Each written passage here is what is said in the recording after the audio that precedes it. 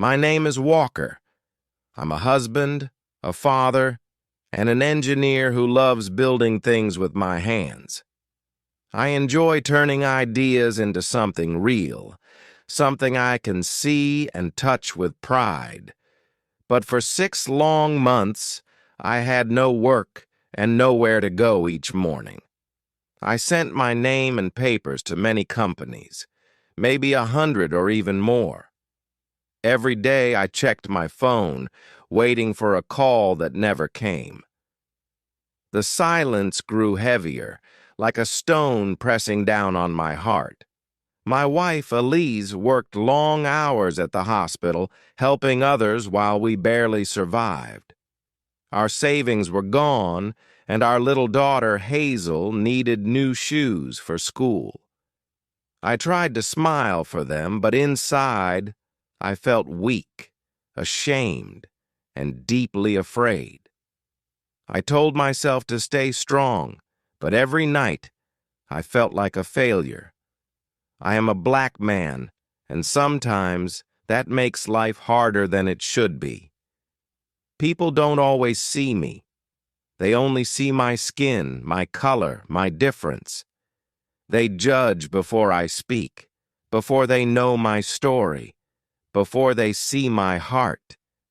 It's a heavy thing to carry, especially when all you want is a fair chance. Then one morning, the phone finally rang, and my heart jumped before I even answered. A big company, one of the best in the city, wanted to meet me. They said, "We've seen your work, Mr. Cole. We'd like to talk about the position." For the first time in months, I felt light, alive, and full of hope. I danced in our small kitchen, laughing like a child who had found his dream again. Elise clapped her hands, smiling wide, her eyes shining with joy and relief. We both knew this could change everything. A real job, a new beginning, a better life. That Tuesday morning, I woke before the sun, when the city was still half asleep. I put on my best dark blue suit and ironed my white shirt carefully. I tied my favorite tie, the one Elise bought me when I first got promoted. Hazel hugged my leg and whispered, "Daddy, you look like a superhero today." Elise kissed my cheek softly and said, "Good luck, Walker. Show them who you are." Her words filled me with pride. I felt tall, strong, and ready to prove myself. The company's building stood high, all glass and steel shining under the morning light. I took a deep breath and walked in, feeling small but full of quiet excitement. Inside, everything was bright, white, and perfect, the kind of place I had dreamed about. At the front desk, a woman typed quickly on her computer, barely looking up. I smiled politely and said, "Good morning. I'm Walker Cole. I have a meeting at 10. She finally looked at me, her face still serious, her eyes cold and unreadable. Her gaze moved slowly from my shoes to my face, and I felt her judgment. "The meeting is canceled," she said flatly, not even pretending to be sorry. My heart froze. The word canceled echoed in my head like an empty room. "Canceled?" I asked quietly. "I didn't get a message. Maybe there's been a mistake." I tried to stay calm. "I can wait if needed." I came early to be sure she shook her head and looked back at her screen. "Mr. Cooper is very busy." "We'll call you," she said, her tone sharp and final like a door closing. Those words, "we'll call you," I had heard them so many times before. They don't mean later. They mean never. I stood there, frozen, feeling all my hopes slip away like sand in water. My best suit suddenly felt cheap, and my polished shoes heavy like stones. I whispered, "Thank you," though my voice trembled with quiet pain. Then I turned slowly and walked toward the big glass door, feeling smaller with every step. Just as I reached it, another man entered, white, young, wearing a crooked tie. He looked nervous, adjusting his collar the way I had done minutes ago. The woman at the desk looked up again, and her face changed completely. Her eyes brightened, her lips lifted into a sweet, welcoming smile. "Hello?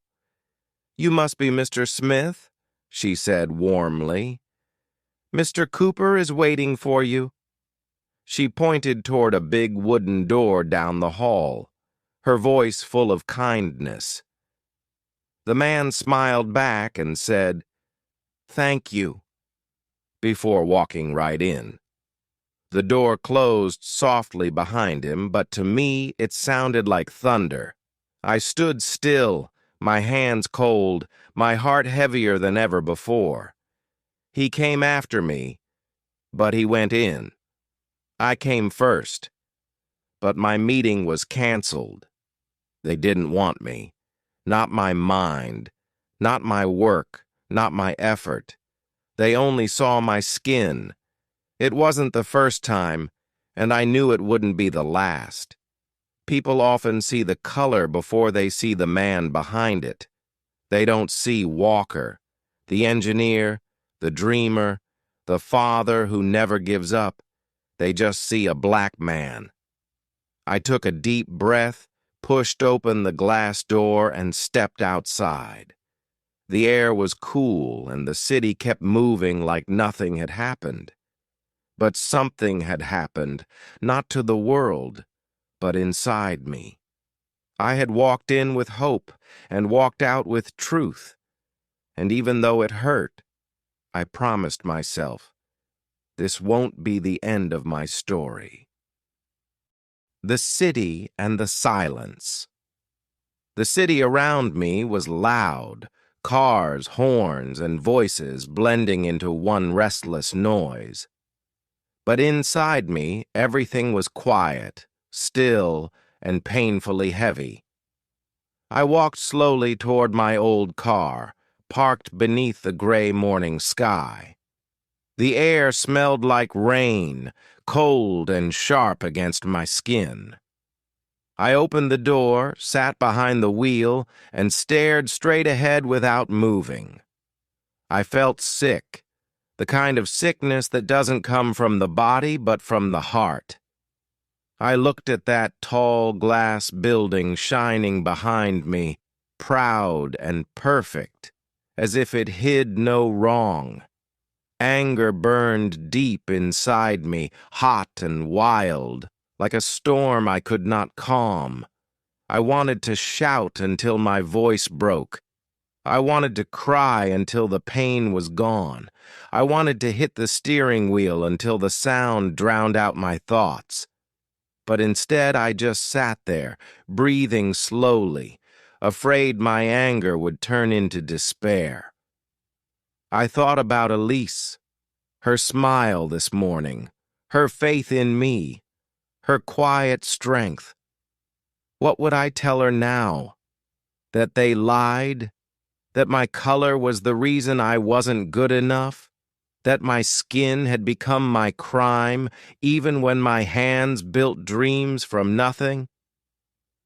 That thought has followed me all my life, silent, patient, like a shadow that never leaves. I was tired of it. Tired of fighting for a place I had already earned. Tired of being unseen, unheard, and quietly pushed aside. My work didn't matter. My time didn't matter. Only my skin did. That was the terrible truth, one I wished I could unsee.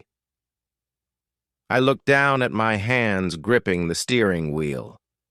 Elise always said my hands were strong, hands that built, fixed, and never gave up. My professors once told me my mind was sharp, that my designs would last for years.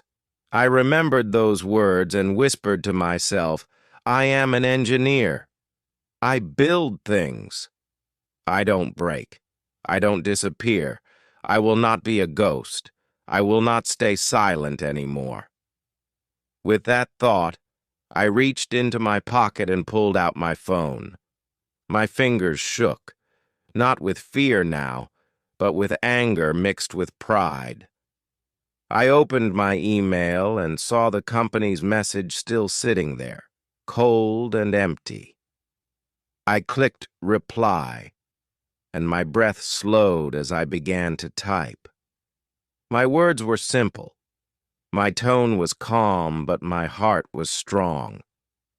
I wrote, Dear Mr. Cooper, I was here for my meeting today at 10 o'clock.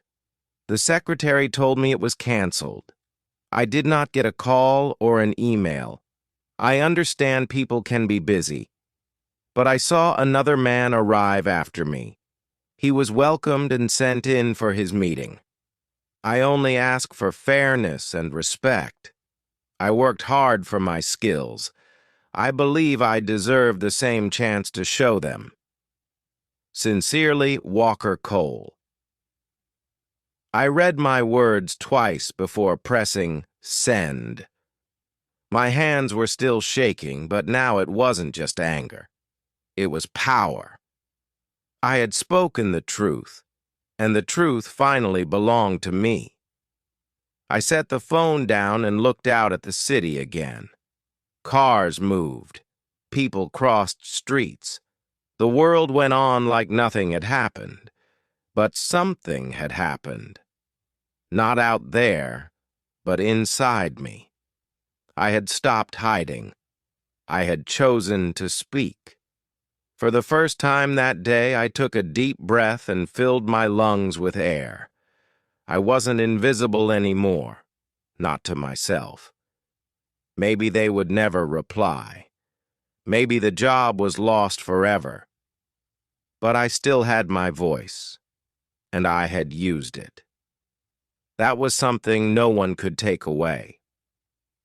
When I reached home, Elise opened the door before I could even knock. She looked at my face and knew everything without a single word.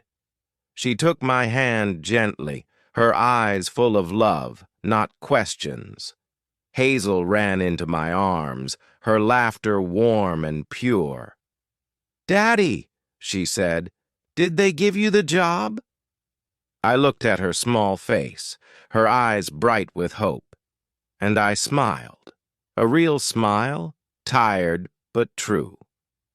"Not today," I said softly. "But one day they will." Elise squeezed my hand and whispered, "Yes, one day they will." That night, when the house was quiet and the lights were low, I opened my notebook. On the first blank page, I wrote a single word, hope. Not the kind that waits for someone's call or someone's approval. The kind that lives inside you, steady and strong, even when no one sees it. The kind that builds itself again every time it's broken. The kind that never dies. Thank you for listening to this story. If it moved you, please like, comment, and subscribe for more. Until next time, keep believing, keep growing, and keep hope alive in your heart.